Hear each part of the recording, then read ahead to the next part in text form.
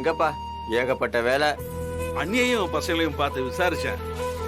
சொன்னாங்களா? சொன்னாங்கப்பா.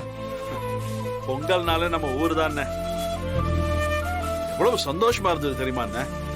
பங்காளி பங்காளின்னு எல்லாரையும் பார்த்து பேசிட்டு வந்தது மனசுக்கு அவ்வளவு நிறைவா இருக்கு. அது வேணா சரிதான்ப்பா. அப்புறம் வீராவோட அண்ணன் ஆக்சிடென்ட் பண்ணது மாறேன். அது எதுக்குன்னா இப்ப பேசிக்கிட்டு அது என்ன புது கதையா? அதுக்குதான் படாத பாடலாம் பட்டு அவன் தப்பு பண்ணலன்னு தான் தீர்ப்பு வந்துருச்சு. அந்த விஷயத்தை பத்தி வீட்டுல யாரும் யோசிக்கிறதே இல்லண்ணே. இல்லப்பா, மாறன் ஆக்சிடென்ட் பண்ணி அதுக்கு நீ அண்ணே, நான் தானே அவனை ரொம்ப திட்டினேன். அவனை வீட்டுக்குள்ள சேர்த்துக்க முடியாதுன்னு சொன்னேன். நான் கோவப்பட்டது தப்புன்னு நீங்கெல்லாம் எவ்வளவோ அட்வைஸ் பண்ணீங்க. நான் தான் கேட்கல. அவன் என்னதான் தப்பு பண்ணியிருந்தாலும் எங்க குடும்பத்துக்கு பெரிய உதவியா இப்ப அவன் தான் இருக்கான். பரவாயில்லண்ணே, அவன் இப்ப இந்த மாதிரி இல்லைன்னு, இப்ப ரொம்ப மாறிட்டான். குடிக்கிறது இல்ல, அடிதடி வம்பு தும்பு இதுக்குமே போறதில்லை. குடும்பத்துக்கு அடங்கி வாழ்ந்துகிட்டு இருக்கான்.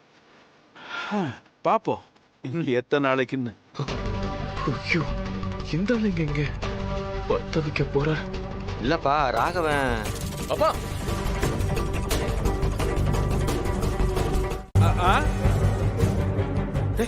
என்னடா வீட்டுல சொன்னாங்கப்பா ராகவன். பெரியப்பா பெரியப்பா, அங்க பெரியம்மா கடைவீதியில நின்னுட்டு உங்களை தேடிட்டு இருக்காங்க.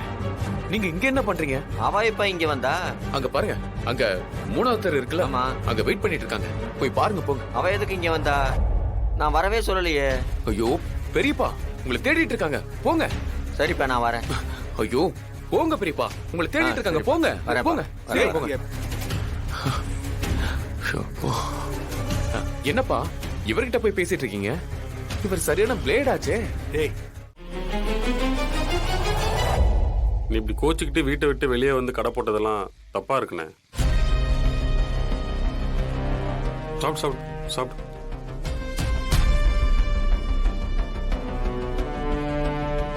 நீ எனக்கு மூத்தவர்னா, நீ நல்லா இருக்கணும். ஒரு குடும்பத்தில் மூத்தவன் கெட்டு போயிட்டா அந்த குடும்பமே தப்பாயிடும்னா. அந்த மாறனே உன்ன மாதிரி மாறிட்டு வரான். நான் உன்னை ரோல் மாடலா வச்சு கடை எடுத்து நடத்திட்டு இருக்கேன். நீ எப்படி பண்ணலாமாண்ணா? வீட்டுக்கு போனா வீட்டோட இரு. இங்க பாரு சூர்யா, நல்லதோ கெட்டதோ இனி ஒரு ஆளாயிட்டு தான் நாங்க போவேன். என் வீட்டுல யாரும் என்ன நம்பல. நான் கிளம்பிட்டேன். நீயாச்சும் என்ன நம்புடா. என்னண்ணா, நீ ஜெயிச்சிருன்ற நம்பிக்கைலாம் எனக்கு இருக்குண்ணா. இருந்தாலும் குடும்பத்தை விட்டு. டேய் வேணாம், அந்த பேச்சை விடு. சரி சாப்பிடலாம்.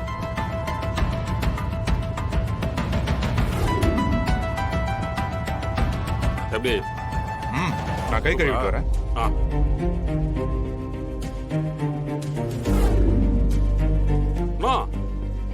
இருந்தா நான் டிராப் பண்றேன். இரு, கைகள் வரேன். டீ நல்லா இருக்குல்ல?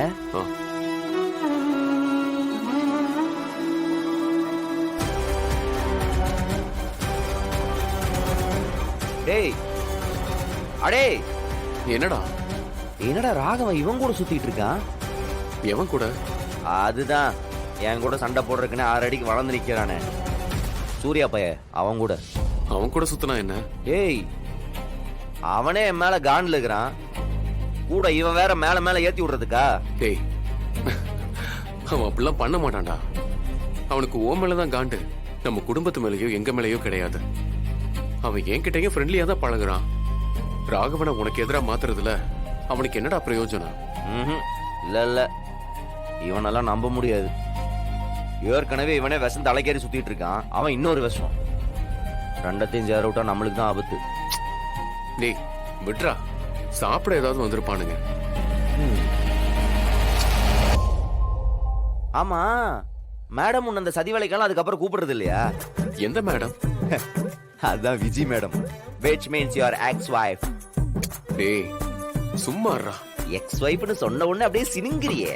டேய், அவளை அப்படி சொன்னாலே எனக்கு பத்திக்கிட்டு வருது.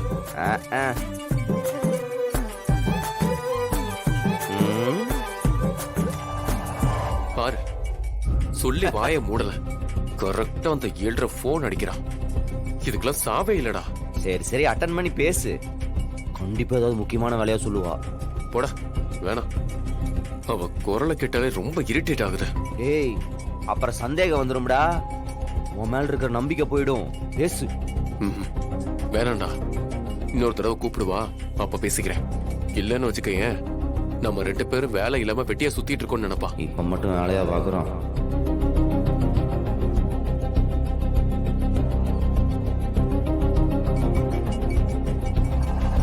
இங்க பாரு, அவதான் கூப்பிடுறான். இப்ப பாரு. என்ன மச்சான், 2வது தடவை ஃபோன் பண்ணும்போது அட்டென்ட் பண்றீங்க? அவ்வளோ ஏத்தமா? விஜி, அது ஒண்ணு இல்ல, நான் பைக்ல வந்துட்டு இருந்தேனா, அதான். என்ன விஷயம்? நான் உங்களுக்கு எதுக்கு மச்சான் கால் பண்ண போறேன்? நான் என்ன உங்களை லவ்வா பண்றேன்? அதுக்கு தான் நீங்க வாய்ப்பில்லைன்னு சொல்லிட்டீங்களே. ஏய் தூ, சை.